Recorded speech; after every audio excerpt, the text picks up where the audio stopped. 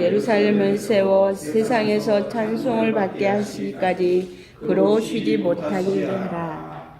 아멘. 이 이사야서 62장 이 배경은요, 이스라엘의 비참함 이 배경입니다. 그러니까 예루살렘 성 안에 살았던 사람들을 지켜주는 것은 성벽이거든요. 그러니까 이 성벽은 다 무너져 버리고 또 그리고 성문은 불타버리고 성 안에 살던 사람들은 포로로만 끌려가 버리고 그뿐 아니라 주변에 대적들이 어찌 많은지 틈만 나면 남아있는 성 안에 살고 있는 남은 사람들이 그냥 농사 좀 지어가지고 먹을만 하면 그냥 와서 또 들어와서 뺏어가 버리고 또 뺏어가 버리는 그런 상황이에요. 그럴 때 그 절망의 위기 때에 그들을 지켜보고 있는 분이 계셨고 그 위기 가운데 그들을 기억하여 주시는 분이 있었다는 사실입니다. 바로 하나님이셨습니다. 하나님이 그들을 기억해 주신 것입니다. 그래서 하나님께서 그들을 기억하시고 그들에게 하나님께서 큰 결심과 결단을 하시죠. 그것으로 예루살렘 성은 이제 회복될 것입니다. 회복되어서 놀라운 은혜와 축복 가운데 거하게 될 것입니다. 그런데 예루살렘 성이 이와 같이 완전히 폐허 지금 되어져서 중요한 것은 성은 무너지고 성문은 불타고 사람들은 주민들은 포로로 끌려갔고 나머지 사람들만 조금 남아서 성 안에 살고 있는 겁니다. 이제 이럴 때에 이제 두 가지 축복을 하나님께서 그들을 기억하실 때 두 가지 축복을 하나님 약속하세요. 하나는 9절 말씀 보니까 어떤 말씀입니까? 오직 추수한 자가 그것을 먹고 하는 말씀입니다. 그러니까 이제는 그 예루살렘 성 안에 사는 사람들에게 추수한 사람들이 추수한 것을 먹게 될 것이다. 앞으로 내가 너희와 함께해서 내가 너희들을 기억한 바 되어서 앞으로 그렇게 해줄 것이다. 이 말씀을 하고 계시죠. 어찌 생각하면 이건 참 이상한 말이죠. 추수한 사람이 곡식을 먹는 게 너무 당연한 게 아니에요. 벼를 심었으면 가을에 쌀밥 먹는 건 너무 당연한 게 아니에요. 아니 오이를 심었으면 그 오이 따서 내가 먹는 게 그거 뭐 그렇게 너무 당연한 것이지 그걸 못 먹는 게 이상한 거 아니겠어요? 그런데 월급 한 달 일했으면 그 월급 받는 게 너무 당연한 거 아니겠어요? 그런데 문제는 이 세상은 그렇게 그 불확실성 이게 사실은 지배하는 게 세상이에요. 내가 곡식을 내가 내 벼를 심었음에도 불구하고 그걸 가을에 내가 먹는다는 보장이 없는 게 세상이라는 얘기예요. 이스라엘 백성들은 정말 그러한 그 불확실성에 빠져 있는 겁니다. 지금 성벽은 무너져 버리고 도적들이 언제 들어올지 모르고 사람들은 포로로 끌려가 버리고 남아 있는 사람들이 그 농사 조금 지어가지고 그걸 내가 먹는다는 보장이 없는 거예요. 어떤 도적놈이 와서 뺏어가 버릴지 또 누가 와서 그것 때문에 죽일지 그 보장이 없는 그런 상황인데 오늘 하나님께서 말씀하십니다. 예루살렘 성벽이 무너지고 이렇게 했을지라도 내가 너희들을 기억할 것이다.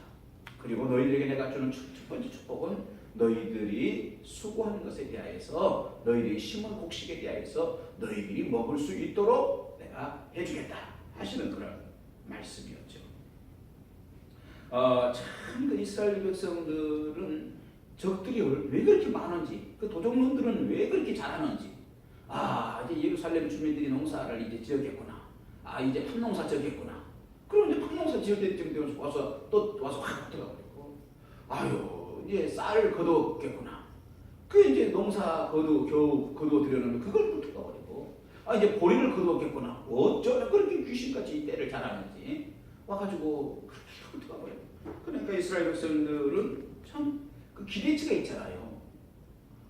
벼를 심었을 때는 쌀밥을 먹겠구나 기대치가 있는데 이게 기대가 이제 사라져버리는 거예요. 여러분 2천만 원 있는데 3천만 원 더하면 얼마가 돼야 돼요? 5천만 원 돼야 되는 거 아니에요? 이게 기대치. 그런데 2천만 원 있는데 3천만 원 더 했는데 5천만 원이 분명히 돼야 되는데 그렇지 못하고 1,500 남았다. 뭐 1,300 남았다. 뭐 이래버리면 이건 사람이 참 기가 막히는 것이죠. 오늘도 사람을 믿었어요.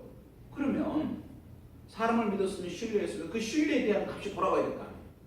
그런데 뒤통수를 맞고 사람을 믿었는데 배신이 돌아오고 한 달 동안 내가 노력했으면 그만큼의 수고한 대가가 나에게 돌아와야 될 건데 그게 돌아오지 않고 부도수표가 돌아오고 직장을 내가 그렇게 수고하고 애를 썼는데 그러면 내 평생 나름대로 그 직장에서 보장이 돼야 될 건데 그게 보장이 되지 않고 어떻게 하다 보면 그냥 나중에는 허무가 돌아와 버리고 말이에요.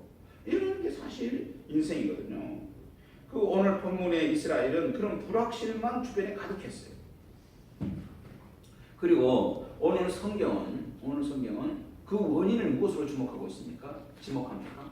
왜 그렇게 이스라엘 사람들은 그렇게 불확실 속에 갇히게 되었느냐? 그건 첫째는 성벽이 없기 때문이라는 거예요. 성벽이 없으니 그저 아무나 들어오는 거예요. 아무나 들어와서 뺏어가 버리고 죽이고. 그래서 성문은 붙어버리고 성벽이 무너졌기 때문이다. 또 한 가지는 그 보호자가 없는 성이 되어버렸다는 얘기죠. 보호자가. 진정한 보호자는 하나님이신데 그동안에 하나님의 보호하심이 없이 그저 성 사람들이 그나마 그것도 성벽이라고 말해요. 그것도 의지할 거라고 그 주변에 옹기종기 모여 사는 거예요. 할 수 없이 떠나지 못하고. 우리가 인생이 그럴 때가 많죠. 그러다 보니까 추수날이 되면 추수날이라고 하는 게 잔치날 아니에요. 추수날이면 잔치날이고 얼마나 기쁜 날인데 기쁜 날이 아니라 이게 정말 이 도둑들이 어떻게 그렇게 알고 기가 막히게 알고 찾아와서 뺏어가 버리는지. 더 문제는 이러한 일들이 내 자신에게서 끝나는 게 아니라 그 대본이 생겼다는 거예요. 우리 아들에게도 그 대본이 되고 우리 딸에게도 대본이 되는 거예요. 자, 오늘 많은 현대인들이 똑같은 문제에 둘러싸여 있습니다. 어찌 그리 황당한 일들이 많은지 모르겠습니다. 어찌 그리 불확실한 것들이 많은지 모르겠습니다. 하나님이 인간에게 태초해 주셨던 버팀목들 모두 넘어져 버리고 성벽은 무너지고 눈물 나는 일들이 어찌 그리 많은지, 왜 그렇게 한숨을 쉬어야 되는 일이 많은지, 세상에 주변에 이게 살펴보면 성공했다는 사람보다 실패했다는 사람이 더 많아요. 참, 왜 이렇게 세상이 되어져 버렸는지. 그래서 하루 종일 수고를 하고 그 수고의 떡으로 내가 채워보려고 하지만 만족함은 없고 여전히 내 마음은 허기져서 어쩔 줄을 모르는 그런 인생 아닌가 생각합니다. 그래서 현대인들은 그래도 좀 자존심이 있어가지고 그러한 내 마음 정말 사실은 뭐 돈도 월급도 많이 좀 받고 뭐 생활도 좀 안정되는 것 같지만 마음이 굉장히 허전해가지고 마음이 그냥 무너지고 왜 이상하게 그 마음이 좀 어디 둘 데가 없이 그 많은 사람들 속에 살면서도 허무하고 허전하고 내가 왜 이렇게 뭐하고 사는 건지 내 마음은 계속 도둑들이 와가지고 휘저어버리고 그냥 공허가 그 허무함이 그냥 울도 담도 없이 막 언제든지 들어와 버리고 이런 그 현대인들에 그런데 내 마음이 이렇게 무너져 내리는데 현대인들이 그걸 참 그 체면이 있기 때문에 그걸 또 내가 내 마음이 무너져요 이런 말도 못한단 말이죠. 안 한다는 얘기. 그래서 어떤 사람들은 무너져 버린 마음을 숨기려고 처세술 이런 책도 좀 써서 읽어보고 무너져 버린 마음을 좀 어떻게 커버보려고 친구들하고 전화도 해가지고 뭐 종알거리도 보고 뭐 여행도 좀 다녀보고 뭐 쇼핑도 좀 해보고 그런다는 얘기죠. 하지만 그럼에도 불구하고 여전히 내 마음속은 불안하죠. 내 마음속은 허전하죠. 그러면 이와 같은 이스라엘 백성들 그 절망과 정말 불안함과 불안정한 그런 이스라엘 백성들에게 해답이 뭐냐 이거. 답은 하나입니다. 하나님뿐이라는 거예요. 하나님과 연결되는 것입니다. 우리가 그 하나님과 연결된 현대의 많은 인간들은 하나님과 연결되기 위하여서 많은 노력을 하죠. 사실 각 분야에서 퍼펙트한 그 완벽한 세계를 추구하죠. 모든 세계들이 모든 분야에서. 이게 무슨 얘기냐? 나름대로 모든 분야에서 초월자, 그에게 연결하고 싶어 하는 거예요, 사실. 완벽한 세계를 꿈꾸는 것이죠.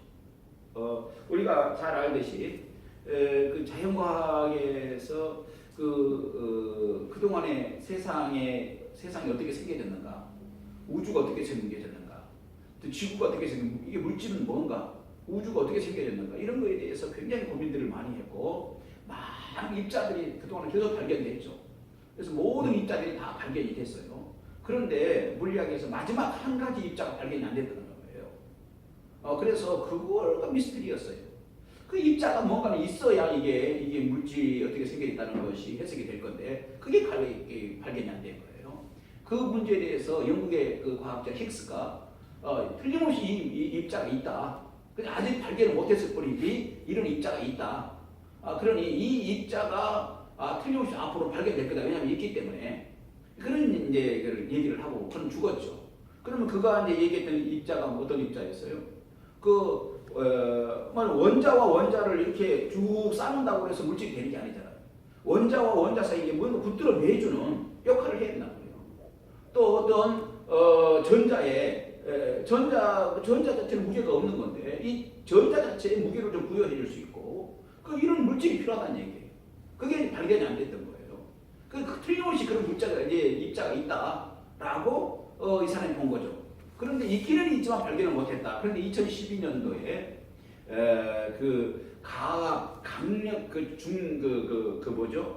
강력하게 입자들을 거기서 서로 충돌을 일으켜가지고 거기서 이제 새로운 입자들을 발견해내는 그런 기계를 유럽 입자연구소에서 만들었었죠. 그래서 거기에서 입자들을 충돌을 시켜봤는데 거기에서 입자가 지금까지 발견되지 않았던 입자가 발견이 됐어요. 그래서 그거가 뭔지에 대해서 쭉 연구를 하고 고민을 해본 결과 1년이 지난 2013년도에 그것이 바로 이 힉스 입자다라고 발표를 하게 됐죠. 그러니까 이제 무슨 얘기예요? 완벽하게 그 힉스 입자라고 하는 게 발견되니까 사람들이 어떻게 생각했냐면 야 이거야말로 이제 입자가 다 발견됐으니까 이 세상이 어떻게 만들어졌는지 우리가 이제 들여다볼 수 있게 됐다.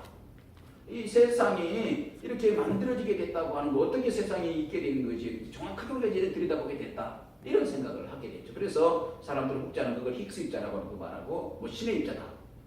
마지막 단추를 퍼즐을 맞추게 됐다. 자 이렇게 얘기를 했죠.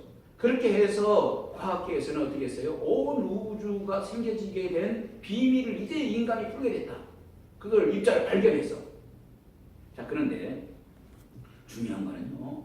우리 인간은 발견해서 하나님과 연결되는 게 아니에요. 무엇을 발견해내서 최정점에 이르는 게 아니에요.